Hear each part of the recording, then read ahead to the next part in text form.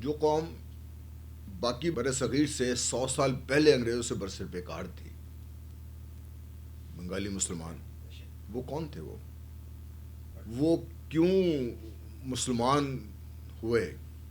اور تھوڑا سا اور پیچھے جائیں تو یہ ایک جو کمبائنڈ بنگال کا سب سے غریب ترین علاقہ تھا، جس کو مشرقی بنگال کے طور پہ کہا جاتا تھا، اور یہاں بسنے والے ہندو اپنی ذات میں جو نچلے ترین سطح کے تھے وہ لوگ تھے یہاں پہ۔ جب 7ویں صدی ہجری میں اسلام پہنچا وہاں پہ سر پہ، اور وہ پہنچانے والے اور کوئی نہیں تھے، افغان تھے، وہ تاجر جو پہنچے وہاں پہ، تو ان کے رویے سے جو کچھ وہ مسلمان ہونا شروع ہوئے، بائی چوائس مسلمان ہوئے وہ لوگ، اور پھر انہوں نے 20ویں صدی کے اوائل میں اپنے آپ کو مغربی بنگال سے علیحدہ کیا، زور سے کیا، بعد میں یہ تقسیم ختم ہو گئی۔ انہی مسلمانوں نے پاکستان بنانے کی تحریک شروع کی، اور کیا وجہ تھی کہ وہی مسلمان اس پاکستان کے دو لخت ہونے کا بھی وجہ بنے، یا کیا چیزیں تھی جس کی وجہ سے وہاں تک پہنچے؟ ہم جب اپنی تاریخ کا مطالعہ کرتے ہیں تو ہمارے ذہن میں، چونکہ شخصیت پرستی کی وجہ سے ہم اس نہج پر پہنچ چکے ہوئے ہیں کہ ہمارے لیے یا تو ہماری تاریخ میں ٹوٹل شیطان ہے یا وہ فرشتے ہیں۔ اگر میں ایک پرٹیکولر مائنڈ سیٹ کا آدمی ہوں تو مجھے ایوب خان، ضیاء خان، ضیاء الحق صاحب، مشرف صاحب سے بڑا شیطان دنیا میں کوئی نہیں ہوگا۔ اس کے لیے اس سے ایوب خان کے پہلے کا یا ان شخصیات کے درمیان کا پاکستان کہیں آتا نہیں ہے۔ اگر میرا نقطہ نظر دوسری طرف سے ہے تو میں یہی ادوار سمجھتا ہوں پاکستان تھے، اس سے پہلے یا اس کے بعد یا اس دوران پاکستان نہیں تھا، جو بھی تھا وہ پاکستان کو نقصان پہنچانے کی کوشش تھی۔ یہ جو ہم نے ایک بڑی کلیئر اپنی ڈویژن ڈال دی ہے، اور تاریخ کو ہم نے مسخ کر رکھا ہے، ڈسٹارٹ کر رکھا ہے، جس کی وجہ سے آج ہم کسی نتیجے پر پہنچنے میں ابھی تک کامیاب نہیں ہو سکے۔ وہ اس لیے نہیں ہو سکے کہ جب ہم واقعات کا تجزیہ کریں گے تو اس میں شخصیات کا ذکر آئے گا، اور شخصیات کا جب ذکر آئے گا اور شخصیات کی جو کمزوریاں تھیں یا ان کے غلط فیصلے تھے وہ جب ظاہر کیے جائیں گے تو وہ پھر ہمیں پسند نہیں آتے۔ اس میں ہم سمجھتے ہیں کہ کسی بھی شخصیت کے خلاف یہ بلاسفیمی ہے کہ ہم اس کے خلاف کوئی بات کر دیں یہاں سے۔ ایک تو یہ ہماری بہت بڑی ٹریجڈی ہے۔ دوسری بہت بڑی ٹریجڈی جس کا ذکر میں آپ سے کرنا چاہتا ہوں، جب یہ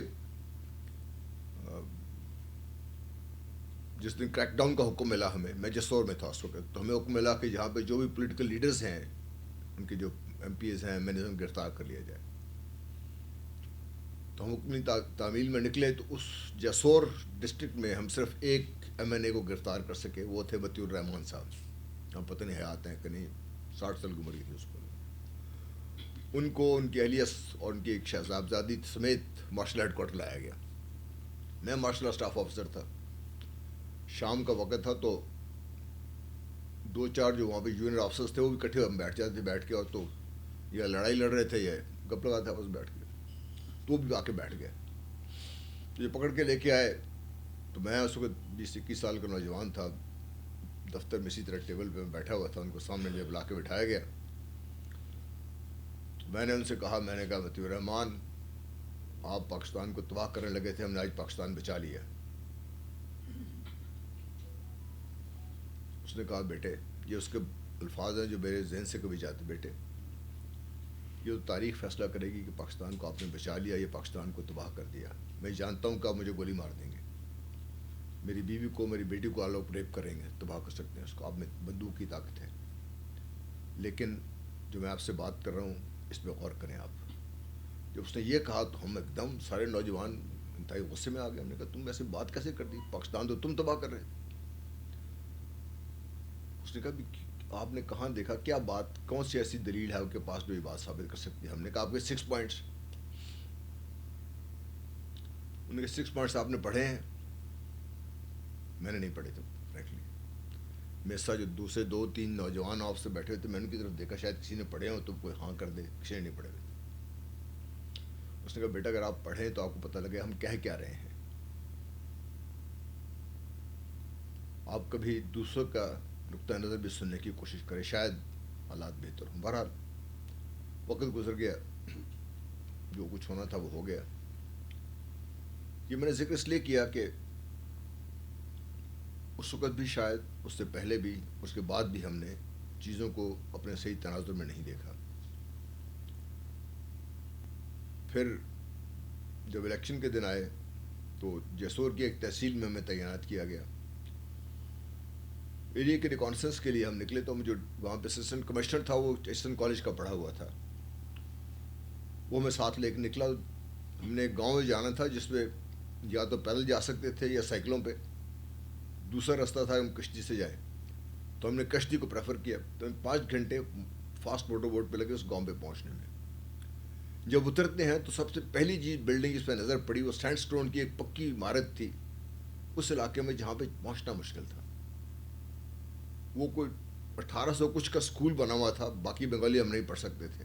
میں سے پوچھا، اس نے کہا جی اس گاؤں کی یہ ایک آرٹسٹ تھیں جو کلکتہ گئی ہوئی تھیں، وہاں سے پیسے جمع کر کے لائی، انہوں نے گاؤں میں اسکول بنایا اور تعلیم اس علاقے میں عام کی اس نے. اور تھوڑا سے آگے گزرے تو ہمیں ایک محل نما بلڈنگ نظر آئی جو اس وقت ایک تھوڑا بہت شکست اور ایک کا شکار ہو چکی ہوئی تھی. تو میں نے پوچھ لیا ان سے کہ یہ بلڈنگ کس کی ہے، کیا ہے چیز ہے اس کی. ہمارے ساتھ جو لوکل گائیڈ تھے وہاں پہ ایک بنگالی بزرگ تھے سفید ریش، وہ رونا شروع ہو گئے. تو میں نے اسسٹنٹ کمشنر سے انگریزی میں پوچھا، میں نے کہا میں نے تو ایسی کوئی بات نہیں کی جس کی وجہ سے اس کا دل دکھایا ہو میں نے. اس نے کہا نہیں پوچھتے ہیں ایسے کیا بات ہے. جب اس سے بات پوچھی، یہ ملک کے الفاظ ہیں کہ بیٹا آپ نے کہا، اس سے مجھے جو چیز یاد آئی ہے وہ آپ کو بتانا چاہتا ہوں. میں رویا اس لیے ہوں کہ مجھے یہ نہیں پتا کہ میرا باپ کون ہے. وہ ہمارے لیے حیران کن ایڈمیشن تھی. اس نے کہا اس جو محل کا مالک ہے وہ آج بھی اس 1970 کی بات کر رہا ہوں آپ سے، آج بھی وہ آتا ہے سال میں ایک دفعہ، یہاں سے ہم سے فصل کے پیسے لے کے جاتا ہے. گاؤں کی جو نوجوان بچیاں ان کو اکٹھے کرتا ہے، جو پسند آتی ان کو لے جاتا ہے، کچھ کو رکھ لیتا ہے، کچھ واپس بھیج دیتا ہے. یہ ہر سال دہراتا ہے وہاں پہ. میری بھی ماں اسی قسم کی ایک خاتون تھی، وہ جب وہاں پہ حاملہ ہو گئی تو مجھے یہاں پہ چھوڑ دیا گیا. 1970 کی میں آپ سے بات کر رہا ہوں. پھر جب باقاعدہ جنگ کا آغاز ہو گیا تو جو سیکٹر میں 20-21 کی رات کو انڈینز نے باقاعدہ حملہ کر دیا ہوا تھا.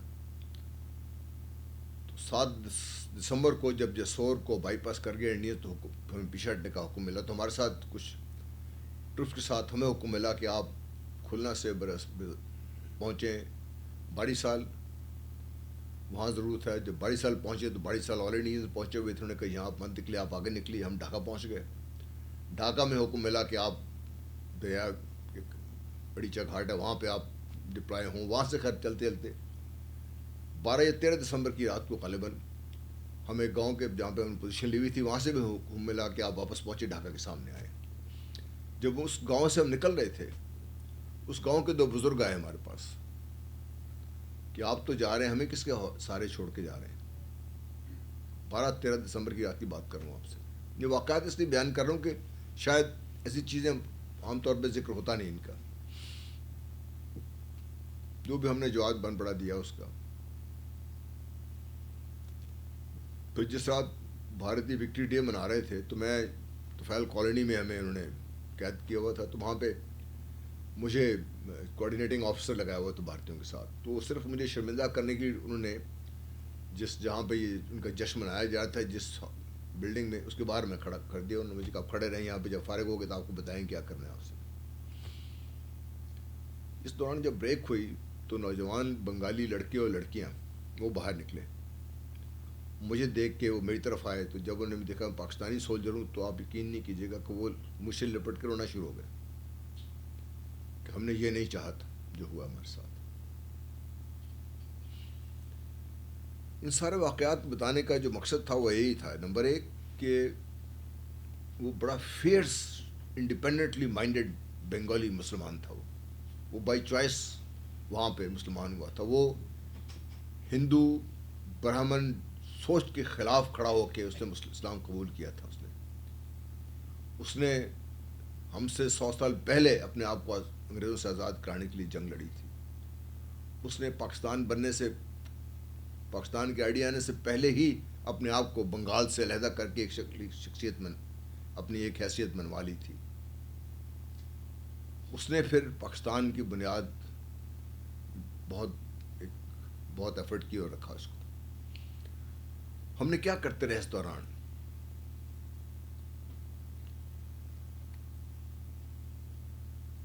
اب میں ہائنڈ سائٹ سے آپ کو میں بتا رہا ہوں، کیونکہ اس وقت تو ایز اے ینگ مین 20-21 سال کے، اور آج کے نوجوان شاید بہت زیادہ اویئر ہیں، ہمیں اتنی اویئرنیس بھی نہیں تھی. اخبار زبردستی میں پڑھایا جاتا تھا پنشمنٹ کے طور پہ. کتاب سے ہم اسی طرح بھاگتے جیسا دشمن کی گولی سے بھاگتے تھے. تو یہ واپس آ کے پڑھنے کا، سمجھنے کا اتفاق ہوا، سوچنے کا اتفاق ہوا. 2.5 سال جب قید بھی رہے وہاں پہ. غلطیاں بہت ہوئی ہیں ہم سے، اور غلطیاں ایوب خان کے ٹیک اوور سے پہلے ہم کر چکے تھے جو کرنی تھی ہم نے. اگر وہ کانسٹیٹیوشن جو تیار تھا امپلیمنٹ ہو جاتا، الیکشن میں ہو جاتے، اور جو بھی جیتتا اس کو پاور ٹرانسفر ہو جاتی. پھر جب قائد اعظم رحمۃ اللہ علیہ نے یہ اعلان کیا وہاں پر کہ بھئی اردو ہی قومی زبان ہوگی، ان کا ریئیکشن بڑا اسٹرانگ آیا تھا اس بات.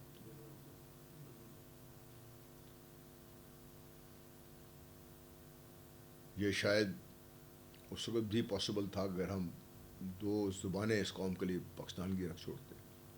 ہو سکتے ہیں، ایسی بات نہیں. اگر ہم اردو سیکھ سکتے ہیں، جو ہمارے اس علاقے میں رہنے والے کسی کی بھی زبان نہیں ہے، اور آج اللہ کا فضل ہے یہ اردو زبان ایسی ہے جو north to south, east to west ہر جگہ بولی بھی جاتی ہے، سمجھی بھی جاتی ہے. تو بنگالی بھی اتنی مشکل زبان نہیں تھی، اور نہیں تو کم از کم پاسبل تو ہم بات کر ہی، ایک دوسرے کنورسیشن کرنے قابل تو ہو ہی جاتے.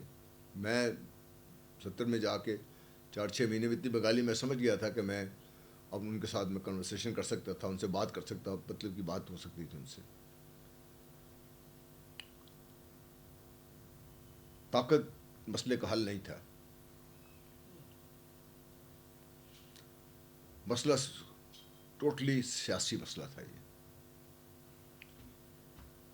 اور اگر ہم نے الیکشن کروا دیے تھے اور وہ جیت گئے تھے مجیب الرحمان، تو پھر انصاف یہی تھا کہ پاور ان کو ٹرانسفر کر دی جاتی. لیکن اس میں ذاتی انائیں، ذاتی مفاد وہ آڑے آتا رہا بیچ میں، ہم نے وہ نہیں ہونے دیا. جو پیو خالص سیاسی مسئلے کو ہم نے فوجی طریقے سے حل کرنے کی کوشش کی. اور پھر فوجی طریقے سے بھی جب حل کرنے کی طرف ہم چلے تو آپریشن 25 مارچ سے شروع ہوا، تو تقریباً 2 مہینے کے اندر اندر یہ حالات پیدا ہو گئے تھے. اس وقت بھی اگر ہم پولیٹیکل پروسیس کو آگے آنے دیتے اور ان لوگوں سے جو وہاں پہ موجود تھے بات چیت کرتے ان سے، تو شاید کوئی حل نکل آتا.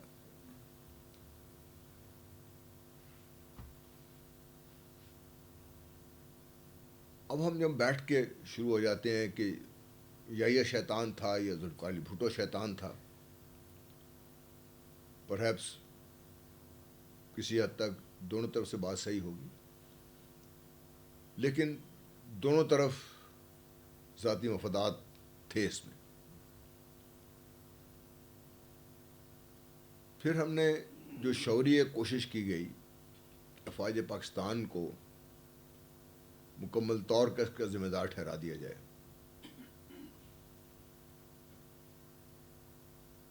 فوج یا کسی بھی ادارے کو جب اس قسم کی بات ہوگی تو فوج ایک بڑا منظم ادارہ ہے، اور بڑی اس میں جو کہتے ہیں ان کی انسٹیٹیوشنل میموری ہے، ان کی وہ جاتی نہیں ہے بیچ میں سے.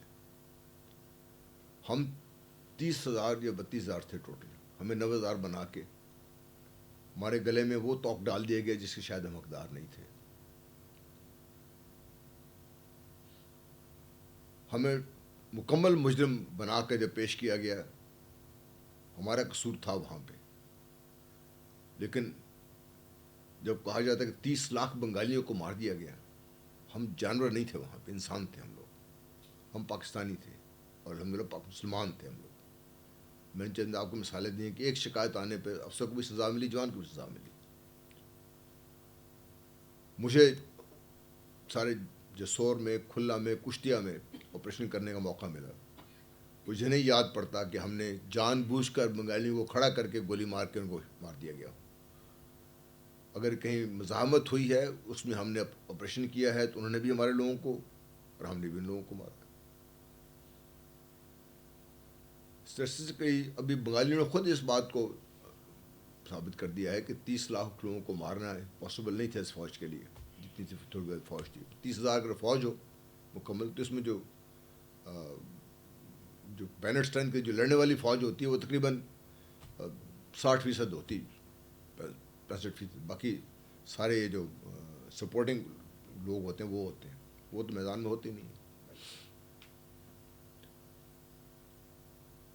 پھر کہا گیا کہ ہم نے 2 لاکھ عورتوں کو ریپ کر دیا. اتنی شکایتیں آئی ہیں. آج تک یہ بنگالیوں کی اپنی رائٹنگ میں موجود ہے کہ انہیں اپنی کوشش میں موجود ہے کہ آج تک جب یہ کمیشن بنا تھا، مجیر رحمان نے جو کمیشن بنایا تھا ان کی جو فگرز تھیں کہ ٹوٹل انہوں نے بڑی جو تقریباً 23,000 کی فگر ان کو ملی، انہوں نے تھوڑا سا بڑھا کے اس کو 57-58,000 پہ کر دیا. مجیب نے وہ رپورٹ اس لیے ریجیکٹ کر دی کہ چونکہ وہ پہلے کمٹ کر چکا تھا 30 لاکھ کا تو اس سے آگے انہوں نے کہا اس سے یہی بات ہوگی. انہوں نے بھی وہ بات کی، لوگوں نے بھی بات کی، پاکستان میں بھی بات چلی ہمارے خلاف. اب وہ اس کا نیگیٹو ریئیکشن تو آنا ہے. پھر جو لوگ بنگال کی تہذیب سے واقف ہیں،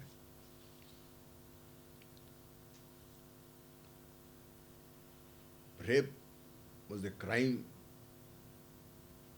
جو شاید اتنا بڑا جرم تھا. ہم مسلمان تھے، ٹھیک ہے نوجوان تھے لیکن مسلمان تھے. ہمیں بھی کوئی کہیں نہ کہیں تو ہمارے بھی ڈر یا خوف، ہمارے بھی تربیت تھی. کہیں نہ کہیں ہمارے اوپر بھی کوئی سینئر افسر موجود تھے، ہمارے نیچے بھی ہماری بھی کوئی ذمہ داریاں تھیں. ہم کیسے اتنا ماس وہ الاؤ کر سکتے تھے؟ آج تک تاریخ میں کوئی وہ ثابت نہیں لے کے آ سکے، کسی وہ ایسا ڈی این اے نہیں لے کے آ سکے، کچھ نہیں کر سکے الگ ہے لوگ کرنے کے لیے. مقصد میرا یہ نہیں کہ ہم فوج نے غلطیاں نہیں کی. میرا مقصد صرف بتانے کا یہ ہے کہ جو ایک نیریٹو ترتیب دیا گیا اس کا ری ایکشن لازمی آنا تھا اور وہ آج بھی ہے اور وہ نہیں جائے گا. وہ اس لیے نہیں جائے گا کہ ہم اپنے ڈیمنز کو فیس کرنے کو تیار نہیں ہیں. میں یہ ماننے کو تیار نہیں ہوں کہ بحیثیت فوجی میں نے کیا غلطی کی اس سارے حصے میں. میں نے بنگالی کو سمجھا ہی نہیں، میں اس کی ایسپریشن کو سمجھ ہی نہیں سکا. مجھے یہ نہیں پتا سمجھ تھی کہ یہ ہم سے تو بہت پہلے اپنی آزادی کے لیے لڑ رہا تھا، اب کیوں نہیں لڑے گا؟ یہ ہمارے میڈیا کی وہاں پہنچ نہیں تھی فرینکلی. ڈھاکہ سے کہیں بہت چلے گئے تو چٹاگانگ چلے گئے ہوں گے یا بہت کھلنا چلے گئے ہوں گے. کیونکہ جب پاکستان مارز وجود میں آیا تو ڈھاکہ کے علاوہ چٹاگانگ ڈیولپ تھا، تھوڑا سا کھلنا بہت کم ڈیولپ تھا. یہ پاکستان بننے کے بعد ڈیولپ ہوا، بہت زیادہ ڈیولپ ہوا. وہاں پہ Khulna became a very big thriving industrial town اور بڑی بڑی بہت بڑی ریور پورٹ تھی، بڑے بڑے.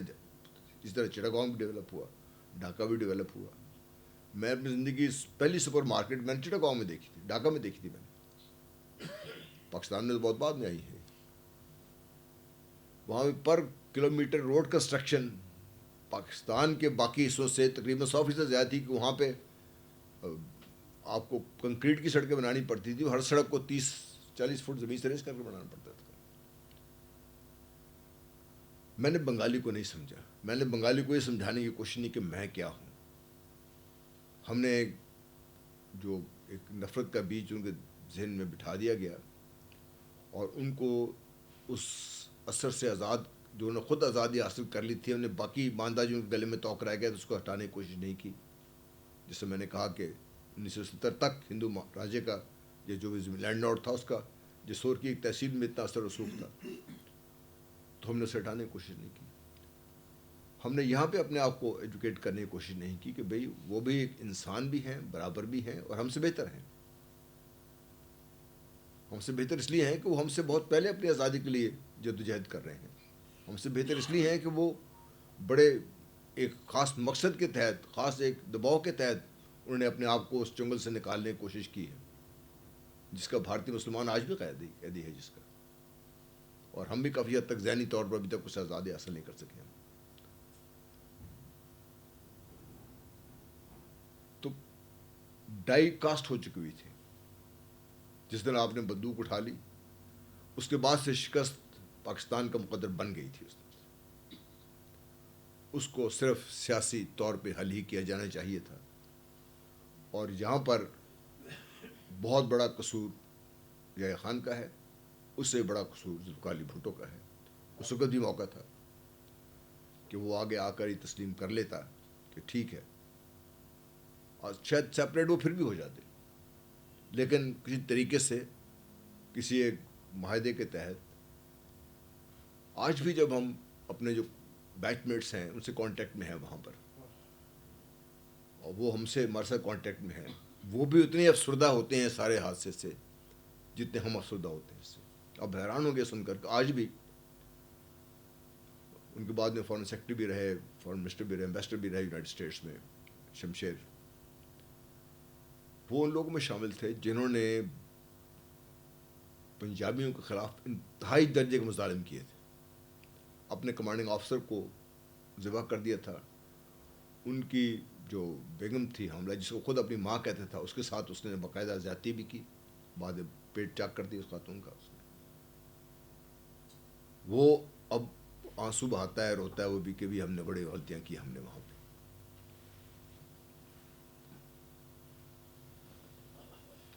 ہم سمجھنے سے یہ بھول گئے وہاں پہ. سنتہار ایک جگہ ہے. میں یہ چیزیں اس لیے آپ سے شیئر کر رہا ہوں کہ یہ ہم جب جرمنی میں فائرنگ کے لیے جا رہے تھے جیسوسی ٹکاؤں، تو رستے میں رکنے کا اتفاق ہو دریا کے کنارے پر. ایک پورا دن لگا وہاں پہ. سنتہار جگہ ہے وہاں پہ. تو ہم جب اترے تو بڑی حیرانگی ہمیں اس بات پہ ہوئی کہ انہیں دنوں میں نیوز ویک نے غالباً یا ٹائمز نے حضور پاک صلی اللہ علیہ وسلم کی شان میں گستاخی کی تھی. یہاں پر بہت زیادہ احتجاج ہو رہا تھا. مشرقی پاکستان میں کوئی احتجاج آپ کو نظر نہیں آیا تھا ہمیں، لیکن جب ہم سنتہار پہنچے تو نظر بھی آیا ہمیں. اور وہ لوگ الگ نظر آئے، صاف ڈفرینٹ تھے. تو پتہ چلا کہ تقریباً سارے کے سارے اردو اسپیکنگ بنگالیز ہیں یا بہاریز ہیں سارے وہاں پہ. ان کی تعداد 35,000 سے 70,000 کے درمیان لوگ فگرز کوٹ کرتے ہیں. وہ امپورٹنٹ نہیں ہے. امپورٹنٹ یہ ہے کہ جب کلیس آپریشن شروع ہوا تو ہماری پلٹن 118 پنجاب جو سنتہار پہنچے تو کچھ افسروں کا ذہنی توازن کھو بیٹھے وہاں پر. جو حالات دیکھے وہاں پہ، کوئی ایک زندہ نہیں چھوڑا تھا انہوں نے بنگالیوں نے. بچوں تک کو کیل کے ساتھ درختوں سے گاڑ دیا تھا. کیا چیز تھی جس قدر نفرت ان کے ذہن میں تھی؟ کیوں اتنی بڑی نفرت پیدا ہوئی ان کے ذہن میں؟